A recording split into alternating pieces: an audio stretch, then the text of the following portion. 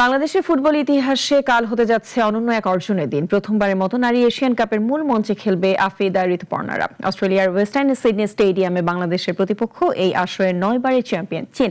ম্যাচটি শুরু হবে বাংলাদেশ সময় দুপুর 2টায়। গুলিস্তান থেকে সিডনি বাংলাদেশ নারী দলের এশিয়ান কাপ খেলার যাত্রাটিকে এভাবেই বর্ণনা করা যায়। এই যাত্রায় প্রথম পরীক্ষা আগামীকাল মঙ্গলবার, যে পরীক্ষায় প্রশ্নের নাম চীন, যারা আবার এই টুর্নামেন্টের 9 বারের চ্যাম্পিয়ন।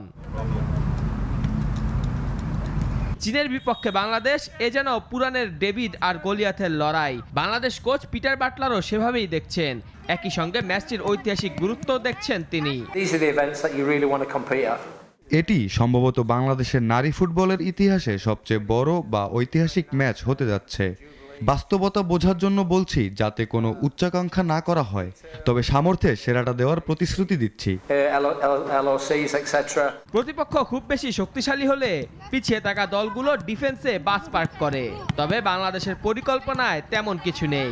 তারা অনেক শক্তিশালী টিম, আমরা ওদের সাথে যেভাবে খেলবো, কোচ আমাদেরকে ওভাবে খেলতে বলবে, তা আমরা চেষ্টা করবো যেন ভালো কিছু করতে পারি। চীনের বিপক্ষে গোল ব্যবধান কতটা সীমিত রাখা সম্ভব, এমন এক প্রশ্নের জবাবে কোচ পিটার বাটলার হার জিতের ঊর্ধ্বে উঠে ম্যাচটিকে উপভোগ করতে বলেন। জীবনে ছোট ক্ষুদ্র জয়ে সন্তুষ্ট থাকতে হয়। আমরা আমাদের খেলার আনন্দ ও কৌশল বজায় রাখব। জয় না হোক, আমরা টুর্নামেন্টকে সম্মান জানাবো এবং সততার সঙ্গে খেলব। মেহেদী হাসান মুন্না, নাগরিক।